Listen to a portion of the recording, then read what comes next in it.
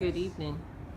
Had a recent conversation with a friend of mine about how technology is ruining the social experience. He stated that these days people don't know how to talk to each other. They're so awkward around each other that every time we're in a small group, you see 1,000 people kind of on their phone, then they're texting, then they may try to make a phone call, then they're taking a selfie. And you say, wow, people really don't know how to talk to each other these days. So it kind of got me to thinking, is that true? Do we not know how to experience each other? Do we not know how to enjoy other people's company? So I thought to myself, wow, was there a time back when we didn't use cell phones? Because right now, cell phones is the most prevalent technology because you can almost do anything with a cell phone. So it made me think back to when I was a child growing up, and we weren't allowed to have cell phones at the dinner table.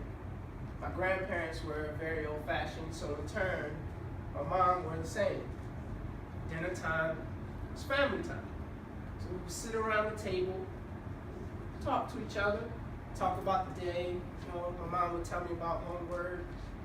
That's where my social skills really broadened, I'll say. So before cell phones, the social experience was cool. And I talked to a lot of friends of mine. Dinner time was family time. But then I thought, well, technology isn't that bad.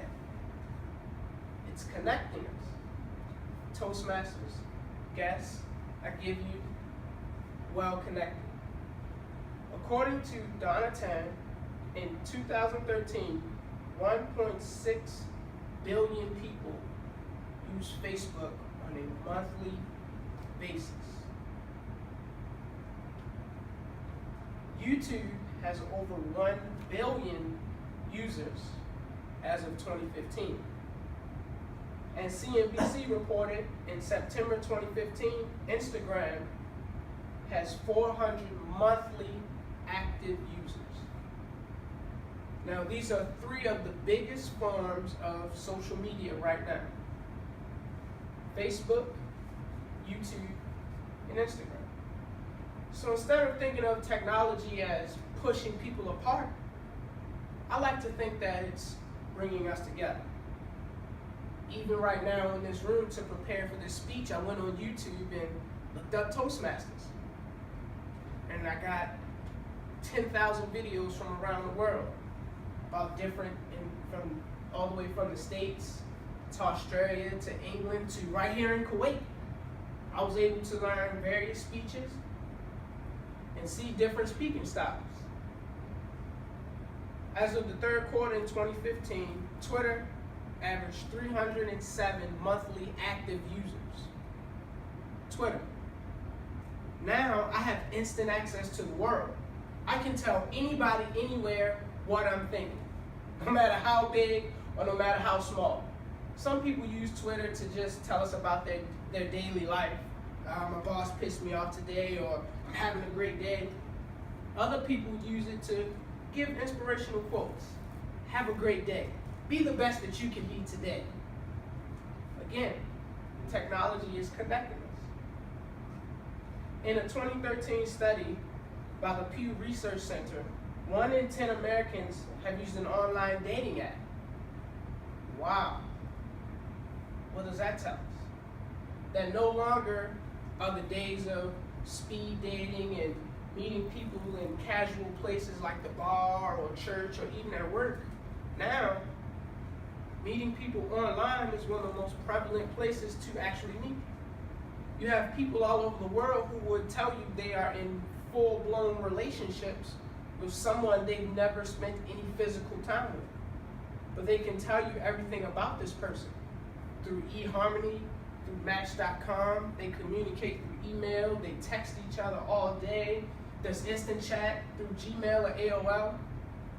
They would tell you that they're in a full relationship. I love this person, but we've never spent any physical time together. In a 2015 article published by Social Media Today, There are 21 different social media sites or apps that you need to have. Twitter, Facebook, Instagram, YouTube, Hangouts. Some people still have MySpace, their GroupMe apps. That means there are at least 21 different ways I can communicate with anybody and never hear their voice. Never have to pick up the phone. Never have to be in the actual space that they are in. LinkedIn has 396 million members. LinkedIn is one of the top ways to find a job or even build your network. Job recruiters, friends, everyone has a LinkedIn page. The Army has a LinkedIn page. I get 10,000 emails a day from people telling me discussions about the Army LinkedIn page. Career progression, what to do when I get out. Hey, I'm a reservist and I want to start a business. What do I do? How do I balance being in the Army and being in the reserves? I can go to LinkedIn, read a 2-page discussion online. Wow, I like that person's idea. I like that Mr. Davey can balance that. Maybe I can reach out to him. I click on his LinkedIn and it gives me all the info I need. His email address, I know he'll answer his email. Some people have their phone numbers for privacy reasons, some people don't. But either way, I have a LinkedIn page. Gmail, it's 500 million active users. I'm connected to 400 million people with the press of a button. Think about it. How many online advertisements do you get daily?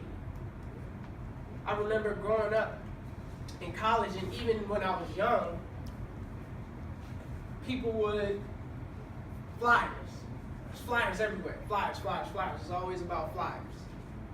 Now, I get 20 emails from online advertisements. Hey, do you want to buy this? Hey, you need this right here. Hey, here's this online sale. Toastmasters, yes, I offer this to you. Find that balance in technology. It's not pushing people apart. It's pulling them together. We're all well connected. Thank you.